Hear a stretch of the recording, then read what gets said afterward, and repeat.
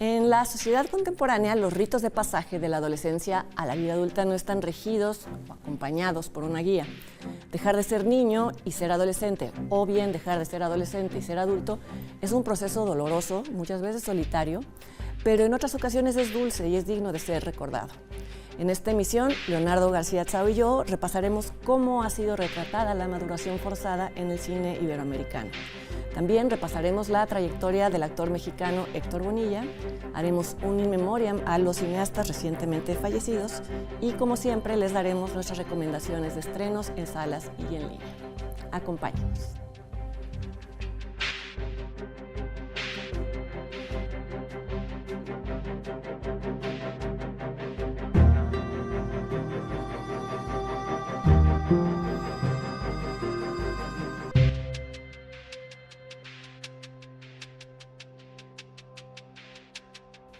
¿Qué tal? ¿Cómo están? Gracias por acompañarnos una vez más a una emisión de Encuadre Iberoamericano. ¿Cómo estás, Leonardo? Bien, gracias. Qué bueno. Vamos a hablar hoy de cómo algunas películas iberoamericanas han mostrado ese momento en el que las personas dejamos atrás la infancia. En algunos casos es gradual, no necesariamente es provocado por un evento traumático o por un evento en concreto, pero las películas de las que vamos a hablar sí muestran ese momento, no siempre traumático, a veces es por una experiencia placentera, pero bueno, en Estados Unidos, bueno, no en Estados Unidos, en inglés el género se conoce como coming of age, pero creo que no hay una equivalencia en español. Que sea generalmente correcta, hay un descubrimiento, sí, una decepción, o... Realmente es negativa la experiencia, aunque como tú ya señalaste, también hay experiencias felices en esa transición rápida o demasiado prematura. Precoz. Precoz, sí, exacto. Sí. En el que los niños dejan de vivir la vida que les correspondería o que uno cree que les correspondería. Generalmente bajo la influencia de un adulto. Generalmente un aunque adulto. A veces hay un contemporáneo, ¿no? Cuando la iniciación sexual se da con una igual, bueno.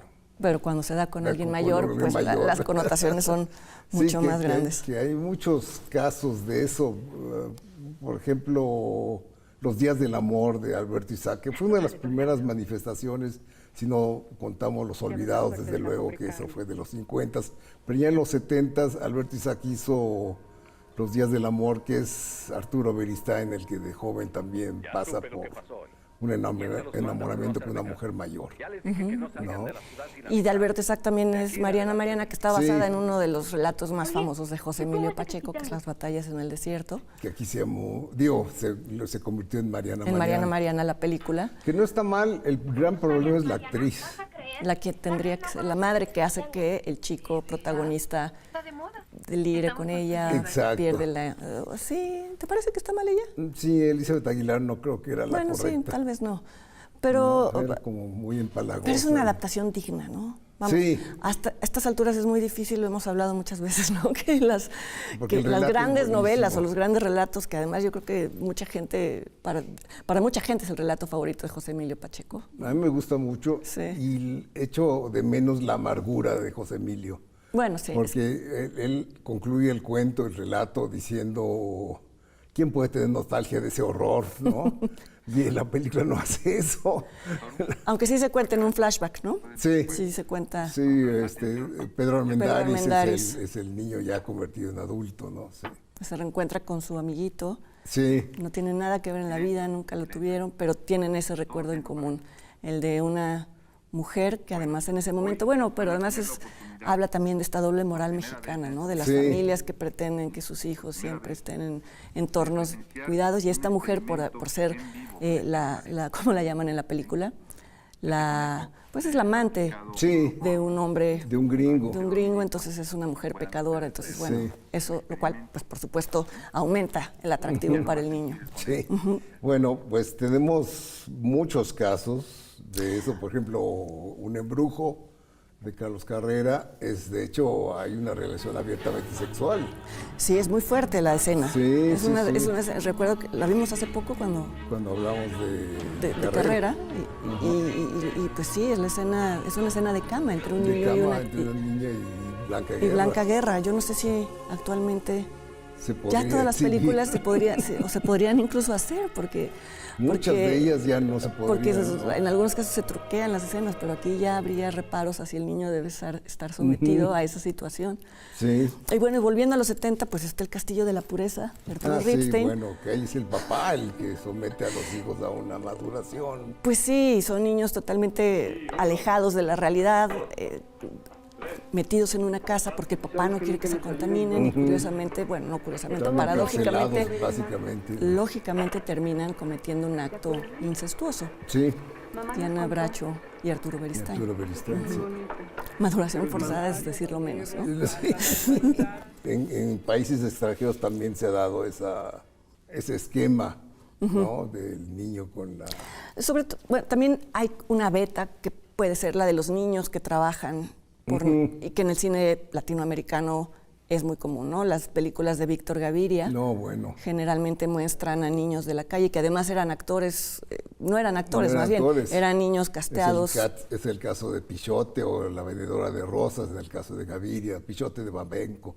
Y de Rodrigo de No Futuro. Sí, entonces son niños de la calle expuestos a todos los horrores, ¿no? Y acaban generalmente muertos, ¿no? Esa es la... En el caso drama de mexicano, esta película. esto se traduciría también al caso del niño sicarios, ¿no? Sí, Niños sicarios que, bueno, son reclutados desde que son pequeños. pequeños, sí. Está... Que empiezan apenas a asomar en el cine. Sí, de pronto pensé en documentar, siempre estoy trayendo a cuento La libertad del diablo, Sí. pero bueno, ellos mismos, los sicarios que aparecen con una máscara, hablan de cómo son reclutados desde niños y pues, porque les ofrecen una vida que jamás iban a poder tener cuando fueran mayores, ¿no? Pero a ti, tú pensaste más bien en películas de ficción sobre narcotráfico, Sí, ¿no? sí, sí. No sé lo que se siente Como ser hombre, Sujo. pero Como podrías Sujo. tener una vida Sí. distinta. Sujo, que es de las más recientes, que ahí se ve la vertiente que puede tomar un individuo en México, ¿no? O tomar el camino de la violencia que es heredado, o escaparse. Sí, que es una mirada novedosa dentro del género, porque, pues Es claro, más siempre se ve desde el lado de las víctimas o desde el lado de los, o viendo a los perpetradores, en donde, pues por supuesto, hay una mirada negativa, pero ¿cómo juzgar a un niño que nace dentro de una familia de delincuentes, en donde todo lo que ha visto es eso?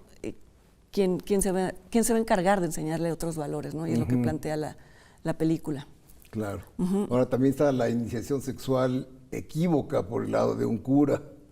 No, eso es terrible, pero es un fenómeno, vaya, Extendido demasiado extendido. en la realidad en y la el Iglesia cine católica, y el sí. cine se ha ocupado bien Sí, para bien de está documentarlo. Obediencia Perfecta, está el documental Agnus Dei de Alejandra Sánchez.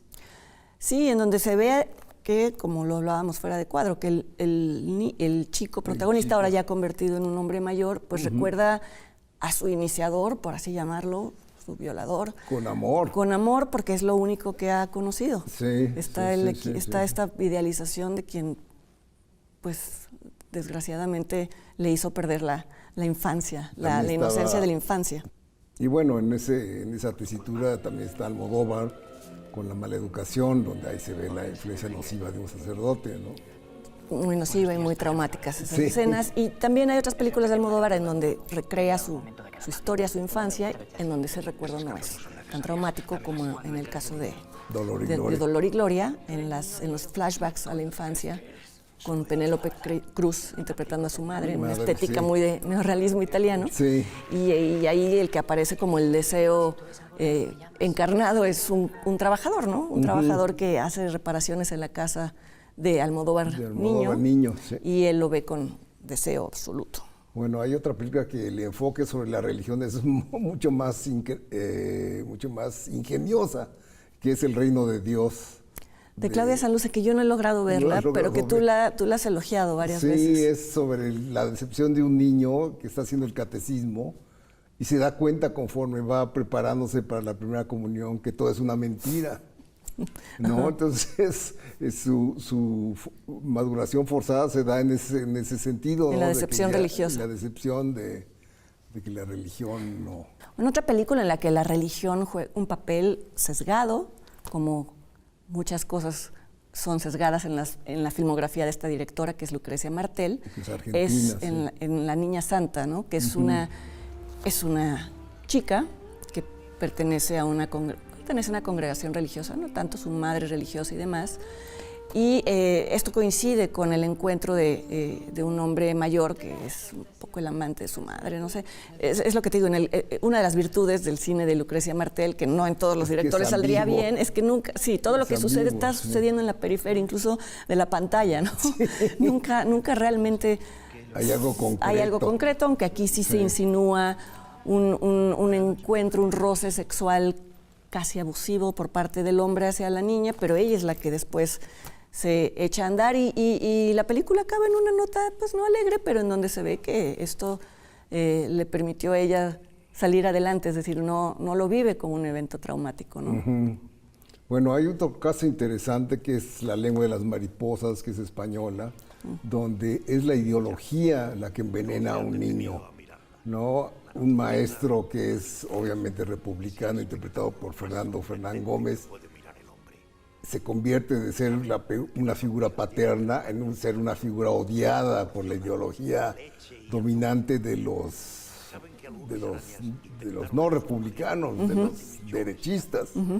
Entonces, al final el niño repudia al maestro y le avienta piedras. Es una película muy fuerte y curiosamente muy popular en México. Fue una de las raras películas españolas que tuvieron taquilla. Estoy pensando otra vez en el núcleo familiar, en cómo dentro de la familia a veces se dan no necesariamente experiencias agradables. En esta película que nos gusta a ambos, que es Blanco de Verano, sí, ¿no? De Rodrigo Patterson, en donde lo que detona, pues no sé si la maduración, pero sí la catarsis de un niño que cela a su madre, son los celos hacia un posible padrastro, sí. Y esto debido a la relación edípica entre el niño y la madre, cosa que es muy frecuente en las familias mexicanas, ¿no? Entra un tercero, que no es el padre, el niño empieza a tener comportamientos extraños. Hay otra por ahí que ya después voy a comentar, entre mis favoritos. Bueno, está el caso muy exitoso también de Tótem, donde una niña también madura rápidamente por la agonía de su padre. Sí, que no comprende bien qué es lo que está sucediendo está pasando, en una fiesta en donde es una celebración, ¿no? Es una especie de mezcla entre velorio. Es difícil definirlo. Porque el hombre está agónico. No necesariamente quiere participar de esa celebración. De esa celebración y es como un velorio, te digo, ya es la despedida del personaje de Tona, que es el papá de la niña, ¿no? Y todo está visto a través de los ojos de ella, lo cual justifica un poco, pues no la confusión, sino la ambigüedad en lo que podemos pensar, qué es lo que está pasando, ¿no? Es de las películas más recientes que pueden reflejar. Sí. Pues, ¿qué te parece si vamos a donde más nos gusta ir siempre, ¿no? Entonces vamos a hacer una pausa y volviendo vamos a dar nuestras 5 favoritas cada uno del tema de la maduración forzada. No se vayan.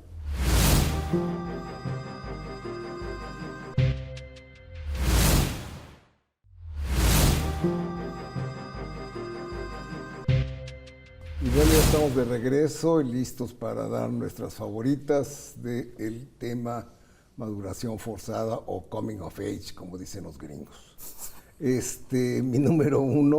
Mi número 5, es Cómprame un revólver, de Julio Hernández Cordón, que es una niña que el papá, ocurre en una especie de futuro inmediato, donde el país ya está tomado por los narcos, o sea que no es tan distante, y la niña la tiene que disfrazar el papá de niño, porque las niñas a cierta edad son secuestradas por el narco para fines nefandos, ¿no? Sí, y no es ya futuro imaginado que Tatiana Hueso en la película Noche de Fuego también habla de eso, ¿no? Habla de eso y es una película realista. Es una película realista, de cómo en una población a las niñas hay que esconderlas y cortarles el pelo, porque en efecto el narco las recoge para ejercer trata de personas. Trata de blancas, sí, que es blanca ya no se dice, sí. Y es una película que a mí me gusta mucho. Sí.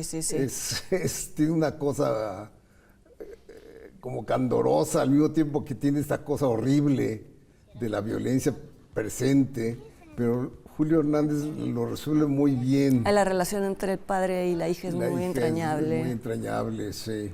Sí, está, y además visualmente es aterradora, bonita. Bonita, sí, porque siempre es de noche, siempre está... Además resuelve la violencia de manera muy especial, ¿no? No es la violencia per se. Y sin embargo es aterradora. Yo recuerdo una vista aérea de un retén, no es un retén, sino de una caravana que se dirige hacia una fiesta de narcos, y que es aterradora porque bueno, tú sabes hacia dónde va ese camino y no necesariamente, no necesitas estar ahí. Cliché de que a veces es mejor filmar la violencia de lejos, en estos casos, en este caso se cumple muy bien. Cumple, sí. Desgraciadamente Hernández Cordón no ha vuelto a filmar. Estaba por filmar, creo que sí, más bien no sé qué habrá sido eso. Ya llevo rato sin una película nueva. Pero bueno, número 5 es Abel. Sí, que sé que te gusta mucho. Me gusta mucho, sí, es mi película, creo que es la película dirigida, es la mejor película de Diego Luna en su rol de director. Sí. Y habla de un niño que es una especie de tragicomedia, porque bueno, el tono es ligero, pero lo que narra es terrible, en una casa en donde la madre, interpretada por Karina Guidi, convive con su niño. El niño se ha visto obligado a tomar el papel del padre ausente, que es José María Yaspic, que regresa de vez en cuando y pues obviamente no cumple las funciones de padre. Pero entonces el niño se comienza a comportar como... adulto chiquito. Y es que es tan difícil dirigir niños y que los niños no resulten antipáticos, bueno, en ciertos casos, en las películas, bueno, ahorita... Sí, no te vayan a mandar cartas. Sí, no, y lo hace muy bien, bien, y bueno, pues sí, se habla de esta necesidad de sustituir al padre, que te digo, yo creo que en hogares mexicanos es más común de lo que imaginamos, no en un grado patológico como lo muestra esta película. Pero la cantidad de hombres que se han ido del país o han sido asesinados, que es, bueno, sí, hay poblaciones enteras en donde ya no hay hombres. La madre con los hijos, ¿sí? Y las madres mismas a veces les asignan a los hijos estos roles sin darse cuenta, pues qué maduración más forzada que esa. Que esta, sí. Y tu número 4. Número 4 es Güeros, de Alonso Ruiz Palacios, su ópera prima, que a mí me entusiasmó mucho cuando salió. Es una película muy fresca, me recuerda a películas de la nueva ola francesa. Y es sobre un par de vagos, que son Leonardo Ortiz Gris y Tenoch Huerta, que están de huelga universitaria. Perenne, sí. Sí, por eso digo que son un par de vagos. Y con ellos frecuenta un niño, interpretado por Sebastián Aguirre, que obviamente está ahí para absorber toda esa indolencia, ¿no? La trayectoria de la película es tan imprevisible, que es muy divertida además, ¿no? Es una película... Un recorrido de la Ciudad de México, ya es difícil que una película te haga ver con ojos nuevos la Ciudad de México, y esta lo consigue, ¿no? Así es. Sí, a mí me gusta mucho Güeros. Y hay una decepción, ¿no? Van a conocer al héroe. Un cantante perdido, un cantante de rock o de folk. Y lo conocen y resulta ser una pésima persona, a diferencia de las clichés en las películas. Clichés, sí. Sí, a mí también me gusta mucho Güeros. Tu número 4 es mi número 3, entonces podemos adelantar, que es Trigal, una muy buena película, también debut de Anabel Caso, que es argentina, pero la película está producida en México, y trata la maduración sexual de dos adolescentes, ¿no? Son 3 primas, ¿no? Son 3 primas, pero una es como una niña. Sí, tiene un retraso sí, está afectada en sus facultades. La interpreta Nicolás Ortiz Monasterio, ¿no? Sí. Otra es la hija de Arcelia Ramírez, ¿cómo es su nombre? Porque ni modo que digamos la hija de Arcelia Ramírez. Es Natalia Bergeon, ¿no? Claro. Natalia Bergeon, que es hija de Jean-Christophe Bergeon. Pero que bueno, hay que decir que por mérito propio es muy buena actriz. Es muy buena actriz, es el punto, ¿no? Y es un debut también, y es un debut muy sorprendente porque es un papel difícil. Muy difícil. Sí, y además está muy bien representada la competencia entre estas 3 niñas que en su momento son rivales, pero llegado el encuentro muy álgido entre una de estas niñas y un trabajador de la zona en la que van a vacacionar, hay una alianza ahí pues que seguramente también las va a marcar como adultas, ¿no? Como adultas, sí. Sí, hay una escena inolvidable que seguramente a muchos los va a incomodar, que es la seducción de un adulto a una menor, ¿no? Sí, fíjate que yo no resistí, le pregunté a Jean-Christophe Bergeon, su papá, Sí, el papá. si que había sido difícil para él filmar esa escena. O sea, Sí, no sí, filmarla, pues estar sí, presente, sí, porque obviamente... Y me contaba que el actor, que es Alberto Guerra, que es al que más trabajo le costó, sí. terminó la escena y se puso a llorar, ¿no? De la idea de estar... Sí. Pero bueno, pues los padres estaban de acuerdo con que se filmara esa escena antes de que si ven la película digan, Claro. Sí. Bueno, Ese era... es mi número 3 también. Tu número 3 es mi número 2. Entonces vamos a comentarla de una vez, sí. Que es una de mis películas favoritas de Hermosillo. Digo, esta y La Pasión según Berenice creo que son sus películas más logradas. Y Matiné surgió de una idea que tenía Hermosillo. A él le gustaba mucho una película de Alexander McKendrick llamada Vendaval en Jamaica, que era sobre unos niños que se unen a unos piratas. Entonces, le pareció una muy buena idea a Hermosillo, lo cual está bien, adaptarlo al México actual, y en vez de ser piratas, son ladrones. Sí, pero es una película que además te lleva a un lugar que no te esperas. No. Empieza como la historia de 3 delincuentes que asaltan un camión y en uno de ellos pues resulta que estaban los niños.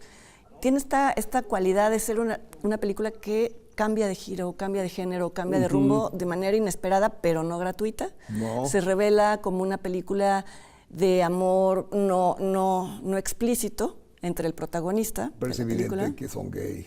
No, es evidente. Sí. Es evidente que pasaron un tiempo en la cárcel y que ahí desarrollaron una relación erótica. Amorosa, sí. Y que después esto se vuelve a manifestar en momentos que no son propicios porque ya existen los niños. Entonces, sí. el personaje interpretado por Manuel Ojeda empieza a sentir celos. Porque uno de ellos se vuelve como el secretario de Bonilla. Pero él intuye que posiblemente en algún momento Bonilla quizá lo seduzca, ¿no? ¿O soy yo? No, hay una posibilidad. Todo está como muy sutilmente planteado. Sí. O sea que no... Yo ya estoy futureando, pero pues yo creo que eso es lo que iba a pasar, ¿no? No, y el otro niño, que es Armando, no sé qué, el Pecas, es el niño delator.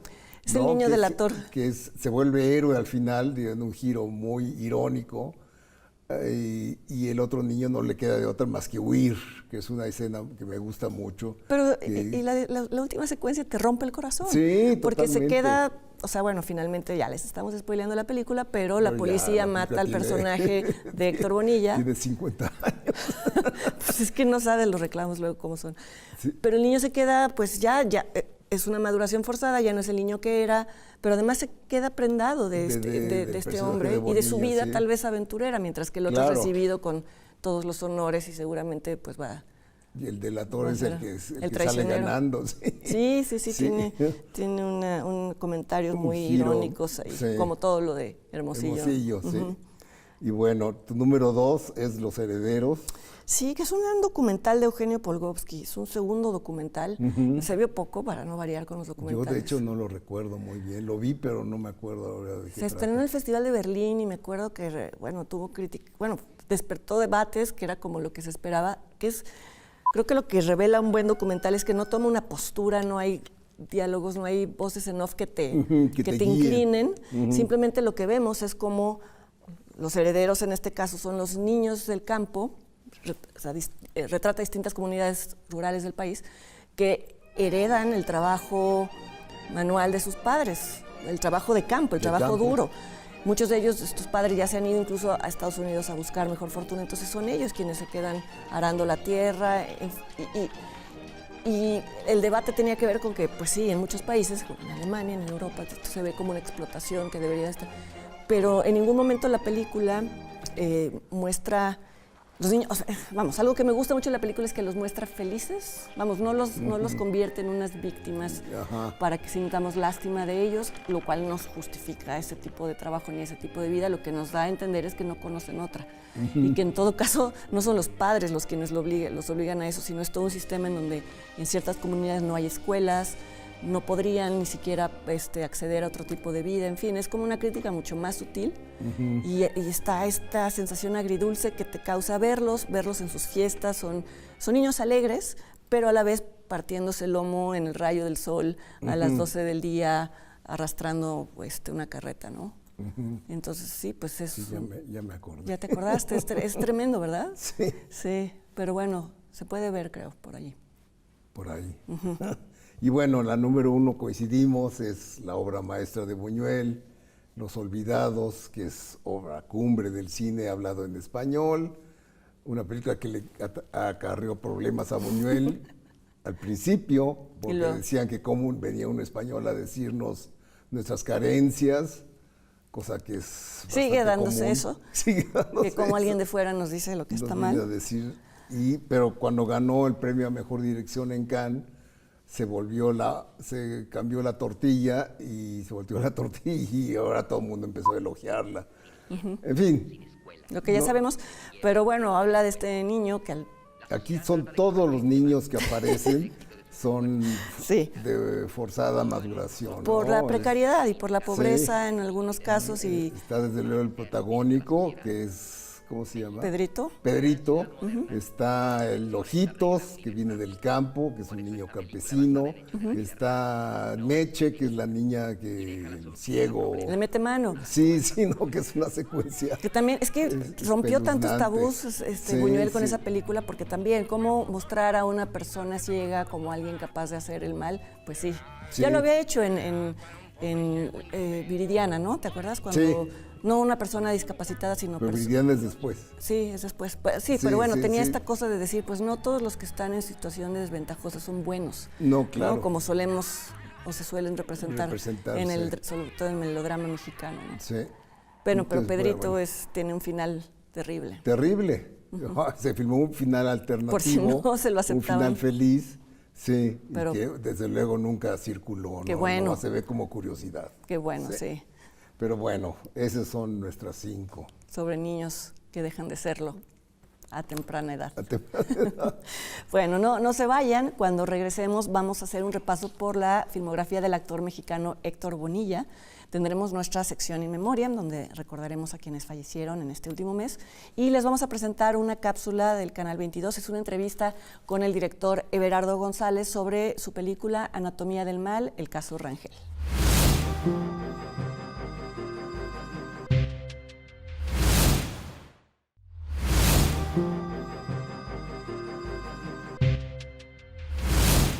Bueno, ahora la personalidad que vamos a revisar su filmografía es el actor mexicano Héctor Bonilla, que ya falleció hace algunos años, pero dejó una filmografía breve, pero llena de títulos importantes. Él trabajó sobre todo con 2 directores, Alfredo Joscovich y Jaime Alberto Hermosillo.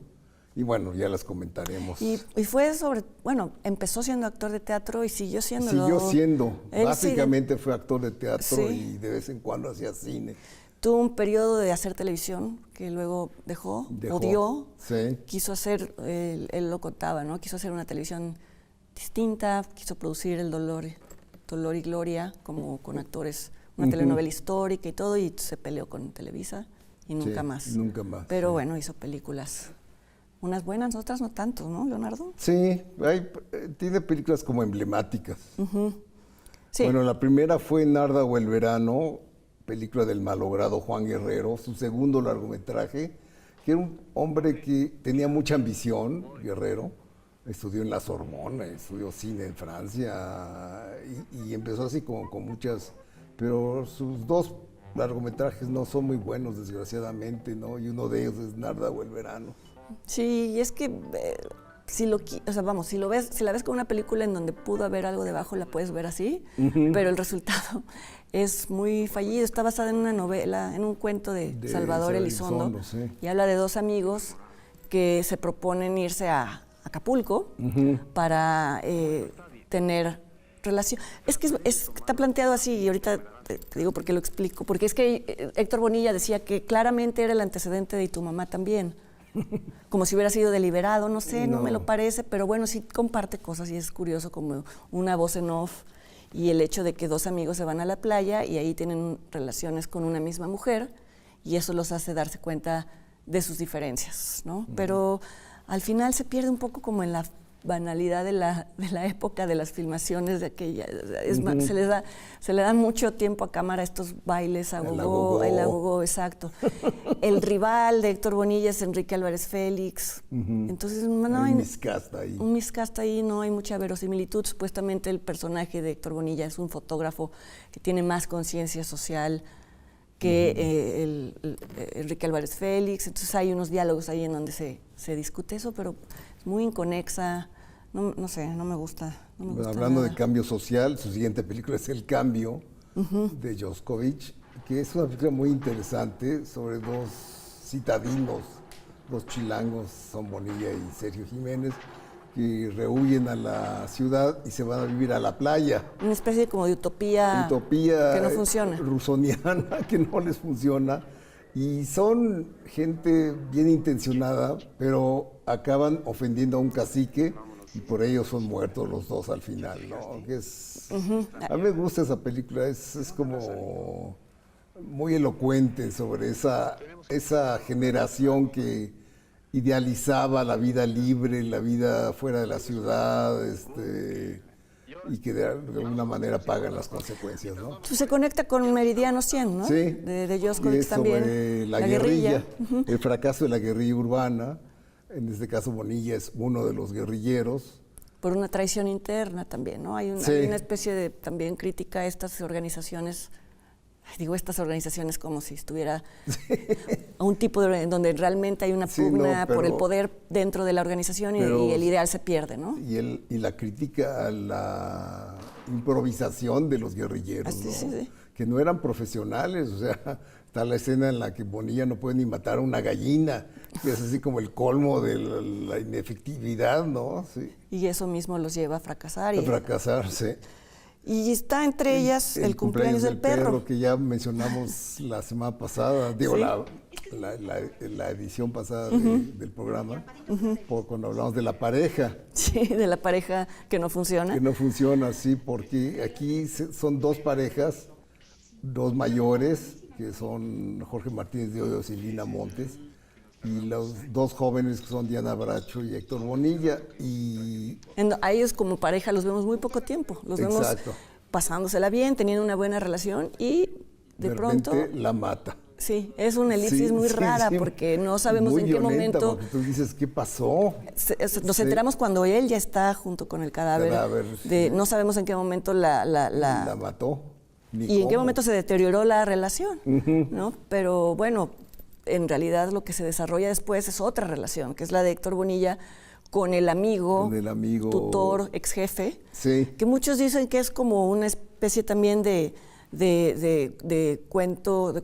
relato homosexual, pero que no todavía no se atrevía, no asumido, y otros lo ven como una historia de padre sustituto. No lo sé. Pero a mí me gusta. A mí me gusta también. El cine de Hermosillo no es obvio en ese sentido. No. Luego sí, Matiné, que ya la comentamos. Bonilla está muy bien como uno de los ladrones, que además tiene todavía como lances de galán, ¿no? Sí, era guapo, era un hombre guapo. Entonces aprovechó durante un tiempo esa guapura. Sí, y además es muy verosímil en este rol de alguien que puede ser cruel hasta con los niños, porque en algún momento los trata mal, ¿no? Es un papel de desparpajado que es muy convincente. Sí, y bueno, la siguiente es un clásico, María de mi corazón, también de Hermosillo, que esta película se produjo, y esto es curioso, con el SAI, el Sindicato de Actores Independientes, que entonces estaba en toda la fuerza contra la ANDA y contra la ANDI y con tal. Y Bonilla por eso dejó de trabajar en cine durante toda la siguiente década. Así en los 80s no volvió a hacer una sola película. Y es una película que hemos mencionado como una de las pocas buenas adaptaciones de García Márquez. De García Márquez y del boom en general. Sí. Basado en un relato que se llama Solo vengo a hablar por teléfono. Sí. A mí me gusta mucho la película y el relato porque habla, yo creo que de una de las situaciones más angustiosas que uno puede imaginar. Sí, que lo tomen por loca. Ajá, en un hospital psiquiátrico, en donde nada de lo que digas nunca va a ser verosímil, porque nunca todo va a ser lo que tomado digas... en serio, porque todo suena como a delirio. Exacto. Sí, entonces solo vine a hablar por teléfono es la frase recurrente del personaje María Rojo, que es una maga que por cuestiones accidentales acaba siendo encerrada en el... Y Héctor Bonilla, bueno, aparece durante buen tiempo de la película la relación entre ellos, sí, magos itinerantes, ¿no? Sí, y él también es ladrón. Él también es ladrón. Tiempo libre. Y como ya había sido una vez abandonado por ella, cuando desaparece, él cree que y entonces no se preocupa por buscarla, lo cual también agrava la situación. Y él mismo al final también acaba creyendo que está mal. Los enfermeros, las enfermeras del psiquiátrico lo convencen, entonces todo es enloquecedor. Nunca nadie te va a poder creer. Y la película funciona muy bien en ese sentido. La película funciona muy bien, ¿sí? Sí. María Rojo está muy bien también. También, sí. Bueno, de ahí nos vamos a los 90 con Rojo Amanecer. Nos faltó Bloody Marlene, que tú la viste. Yo la vi, sí, no sé por qué no sé por qué sí, porque la busqué mucho, pero él mismo decía que estaba desaparecida y no.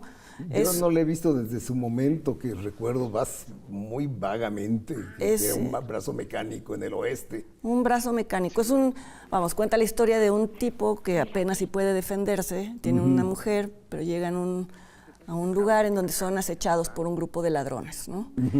Y el ejército francés lo equipa a él con un brazo mecánico que le permite tener una puntería infalible. Ajá. Pero él tiene un conflicto moral, dice que no está bien que alguien que no sepa matar tenga tan buena, es como si fuera un Batman, pero Batman nunca se arrepiente, ¿no? Hablando de los superhéroes que no son superhéroes por causas naturales, sino porque los ayudan sus props, este es como una especie de hombre que dice que no se merece tener ese superpoder y mucho menos usado para matar. Era como una especie de western pacifista, muy raro. ¿Y es buena? Es divertida. Es divertida. Mariscal no era un buen director. Es con Hugo Stiglitz, es ¿El antagonista? Sí, es el antagonista. Entonces la película acaba siendo como una reflexión, porque nunca se puede ya librar del brazo y le parece fatal a Héctor Bonilla. Bueno, su persona. Es curiosa. Sí. Ajá. Y bueno, de ahí nos vamos a Rojo Amanecer, que él es el padre de familia, que es funcionario y que tiene hijos que están en el movimiento estudiantil. Y por lo tanto su departamento en Tlatelolco es invadido por los matones del Guante Blanco, que en teoría fueron los causantes de la masacre de Tlatelolco. Él se opone a que sus hijos estén involucrados en esto, sí, ¿no? los regaña y les dice que no estén en esas cosas, que tal. Y parece que ya se va a calmar el asunto y se van a dormir y es cuando irrumpen los matones. Es una película, es muy importante en el cine mexicano y además... dirigida por Jorge Fons. Hubo muchos problemas para financiarla y después para censura, proteger la copia y total, pero bueno, todos los involucrados siempre estuvieron muy orgullosos de ella. De ella, con razón, porque es la primera ficción que se hizo sobre... Prohibida por el ejército en su momento. Sí. Ni siquiera por el presidente. De RTC, ¿no? De hecho, fue hasta hace poco que María Rojo reveló que el verdadero final era una bota de un militar que se veía sobre uno de los cadáveres. Sí, de hecho, lo exhibió esa versión completa. Sí, que nosotros no vimos. Nosotros no vimos. Sí. Bueno, después sigue La Leyenda de una Máscara, película ingeniosa pero mal filmada por José Buil, o sea, era era su ópera prima. Y el tema era un homenaje al santo, obviamente, aunque obviamente no se podía llamar santo por cuestiones de derechos. Y sí, lástima, porque el guión ya lo había desarrollado de su tesis del CCC, que se llamaba Adiós, adiós, ídolo mío, y desde ahí insistió en el tema en su primer largometraje. Pero te digo, es una curiosidad también. Okay. Y otra película, pues, muy importante en el cine mexicano. El bulto. El bulto de Gabriel Retes. Yo creo que es su mejor película, la verdad. Sí, sí. Y Héctor Bonilla es el amigo del bulto, el amigo del personaje que interpreta a Retes. Es un hombre que pierde la conciencia, entra en coma y la recupera cuando el mundo ya cambió drásticamente. La hemos comentado mucho aquí, entonces Mucho. bueno, ya no la vamos a volver a ver. Crónica de un desayuno es una película estridente a morir, de Benjamín Kahn, que es hombre de teatro, y aquí es como teatro filmado, de una familia disfuncional que se pelea a gritos. Una farsa todo el tiempo, ¿no? Sí. Entonces, deliberada, pero muy Sí. escandalosa. A mí no me No, a mí convenció. tampoco me gustó mucho. Y bueno, nunca. entre ellas dirigió su única película, Mónica y el profesor, que preferimos no comentarla, porque la verdad no. Había sido una obra de teatro muy exitosa, en donde él obviamente interpretaba al El protagónico, profesor. pero la llevada a la pantalla, pantalla no no. funciona en ningún sentido. Ya ves, el reparto no es bueno, las situaciones están mal resueltas, digo, técnicamente, en fin. Conserva mucho teatro en en el peor de los sentidos, Digo, sí. porque hay veces que sí, bueno, pero es la dirección, pero bueno, es su única Su película única como película director. como director, sí. Después hizo Un padre no tan padre, que es una comedia de un energúmeno que es el padre no tan padre. Sí, con valores muy retrógradas, conservadores, que se ve obligado a convivir con sus nietos y con los amigos de sus nietos, que pues ya le enseñan que el mundo también cambió y que ya no está bien decir ciertas palabras ni tratar a las personas como se hacía antes. Entonces, bueno, predeciblemente él acaba siendo mejor persona. Pero lo hace bien, ¿eh? Sí. Es decir, es lo que Él tienen era los un buenos buen actor, actores, que sí, pues sí. no, vamos, aunque luego hagan películas alimenticias, como supongo que fue esta, Estas, no dejan de ser actores que le imprimen algo a los personajes. Y su última película fue 719 de Jorge Michel Grau, que es un intento de capturar lo que sucedió el 19 de septiembre del 85, cuando el terremoto ese devastó la Ciudad de México. Y este es lo que ocurre en un edificio donde quedan atrapados bajo los escombros el conserje o velador que interpretan Bonilla y un ejecutivo interpretado por Demián Bichir. Y entre los dos hay, mientras tratan de escapar de las ruinas, hay un duelo verbal entre los dos. Sí, ¿no? Entre todavía Bichir, bueno, el personaje Bichir quiere conservar su estatus de jefe, aunque estén los dos aplastados por un edificio. Sí. Y pues Bonilla le dice sus verdades, ¿no?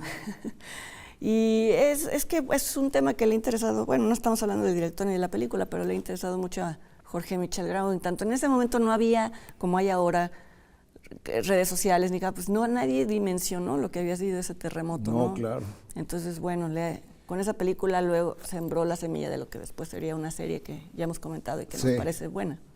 Creo que la película no funciona en términos generales. Las primeras secuencias a mí me gustan, cuando se cae el edificio, sí te contagia, además quienes sí lo vivimos, te detona ese trauma que, bueno, está bien porque pues de eso se trata la película. Sí, pero bueno, pero también, pues también Héctor Bonilla, como se esperaría, hace un buen papel. Sí, cumple, como siempre.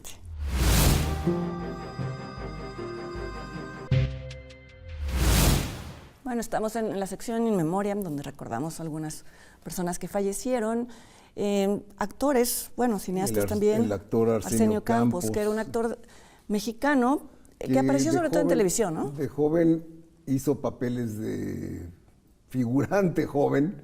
Por ejemplo, yo lo recuerdo en Para servir a usted de José Estrada, en Los cachorros de Jorge Fons.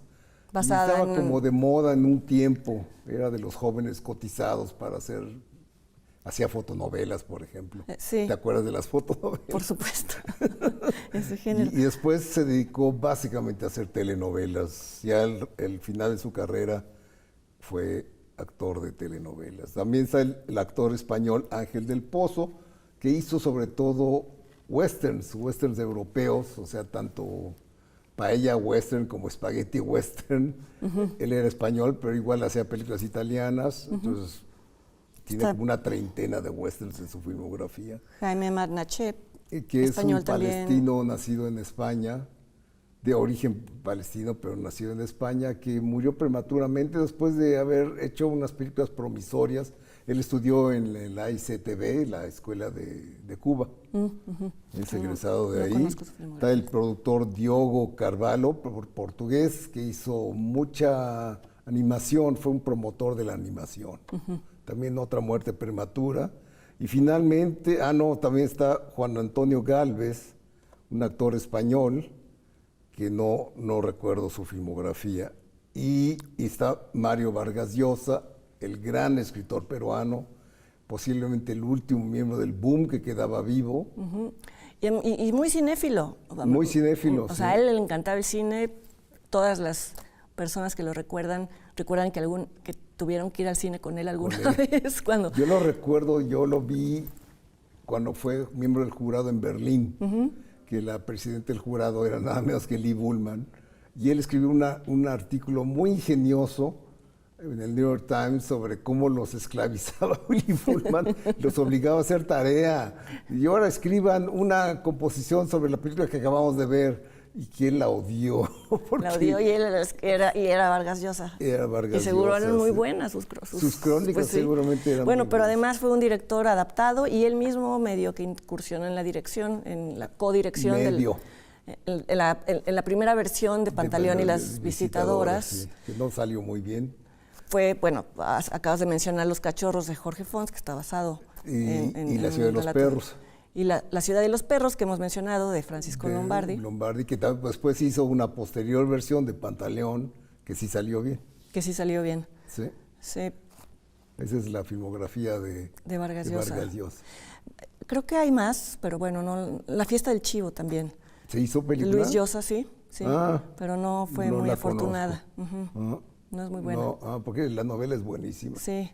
Y a continuación vamos a ver la cápsula hecha por Canal 22, que es una entrevista al director mexicano Everardo González sobre su último trabajo, que es Anatomía del Mal, el caso Rangel.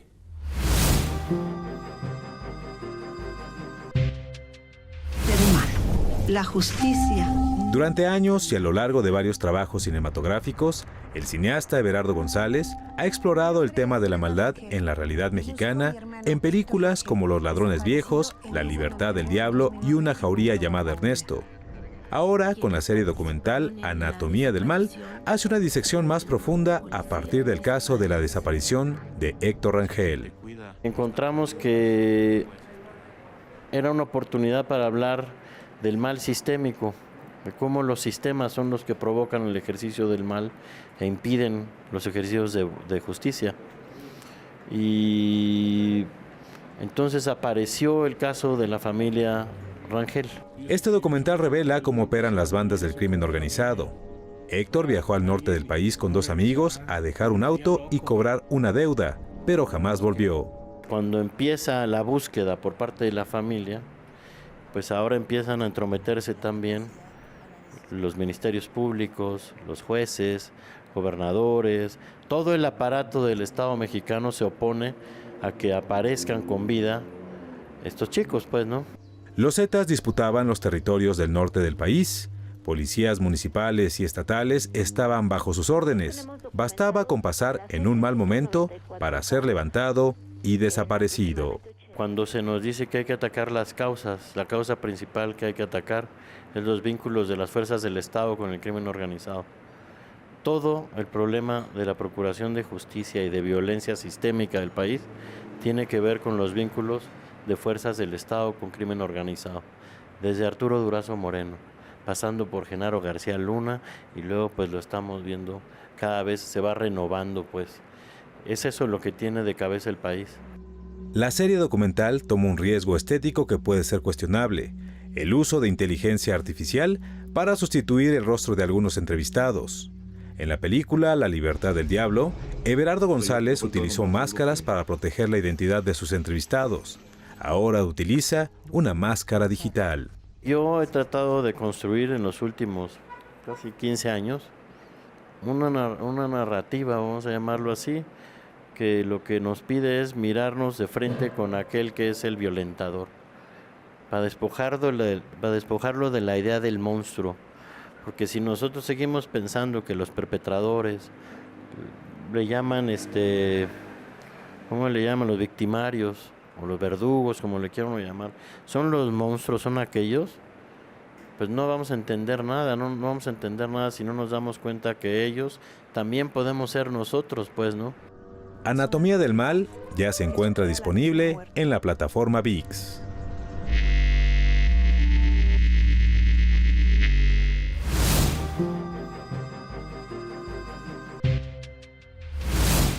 Vamos a una pausa, pero no se vayan. Cuando regresemos vamos a darles un par de recomendaciones de estrenos en línea y en salas.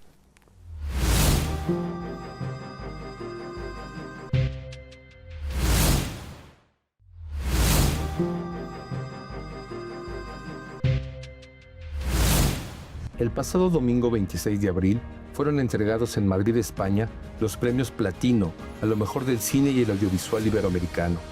El galardón de mejor película de ficción iberoamericana fue para Brasil, con Aún estoy aquí, y el de mejor dirección para su director, Walter Salles.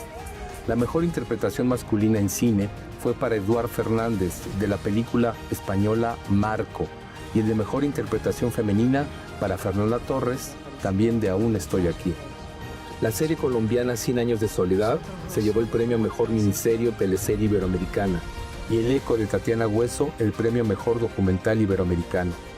Como mejor guión fueron reconocidas Amelia Mora y Arantxa Echevarría por La Infiltrada de España y como mejor ópera prima El Ladrón de Perros de Vinko Tomičić de Bolivia. Muchas felicidades a todas y todos los ganadores.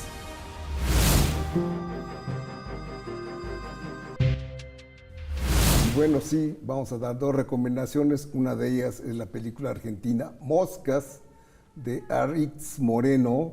No conozco otras de él, posiblemente su ópera prima, que es protagonizada por Ernesto Alterio, que es muy buen actor. Y está espectacular en esta película. Es como un rico arrogante, que es así prepotente y lo hace muy bien. Es un personaje odioso, pero en un momento dado encuentra un cadáver dentro de su lujoso auto y no sabe qué hacer con él. Obviamente está cubierto de moscas el cadáver, de ahí el título. Y no es una película del todo lograda, pero creo que es una muy buena comedia negra mezclada con comedia del absurdo.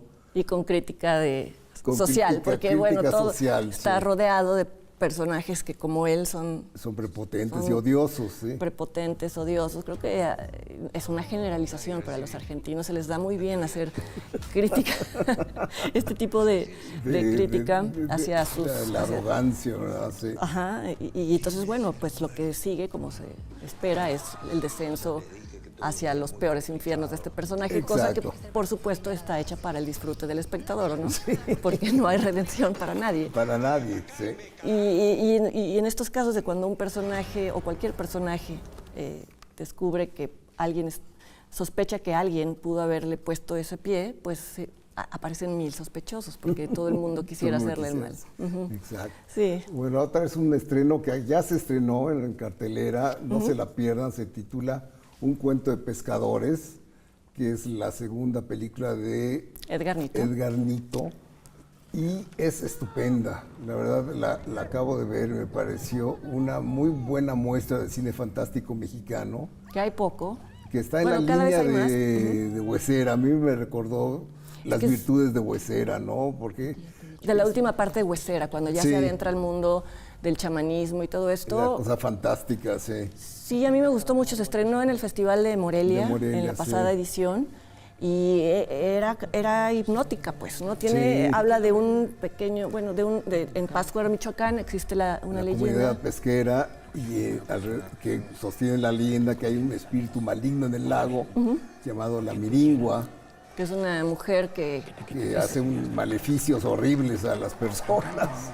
Sí, hay además, bueno, tiene relación con otros mitos de mujeres que se aparecen en el agua, ¿no? Sí. Como la X Tabay, no sé, otras mujeres. Sí. Pero sí, son espíritus que castigan a los humanos. A los humanos, sobre todo a los humanos que se exceden. Hay muchos excesos en esta película, tanto carnales como alcohólicos, como etílicos, quise decir, y demás. Entonces, pero son relatos que se entremezclan y eso luego no sale tan bien como... No, pero aquí... Se notan las costuras y aquí todo está muy bien logrado. Aquí todo está logrado. La fotografía de Juan Pablo Ramírez es estupenda. Después de La Cocina y esta creo que se sitúa entre los mejores fotógrafos. Y que son dos películas totalmente distintas. Distintas, ¿no? Pero la fotografía... Yo desgraciadamente la vi en video. La quiero ver en cine para apreciar cabalmente el trabajo de Ramírez, ¿no? Y los actores también están muy bien. Está Jorge A. Jiménez, que es un actor muy sólido. Lo vemos poco. Pero nos gustaría verlo más. pero realmente está bien en su papel. Muy solvente, está Sí. José Meléndez también. En fin, en el momento en el está Mercedes Hernández, en el momento en que uno empieza a mencionar a Noé todos, Hernández Noé también. Hernández también, deja fuera a muchos, pero bueno, es para decirles que el cuadro actoral también está muy bien y está muy bien dirigida, sostiene el tono, que eso es también muy importante. difícil, sobre todo en el cine de horror o del cine fantástico. Qué bueno ¿no? que sí llegó a carteleras, porque luego Yo no ahora pasa eso. ojalá tenga el éxito que tuvo La Huesera, que tuvo Huesera, y la gente acuda a verla. Pues así es, y hasta aquí llegamos el día de hoy.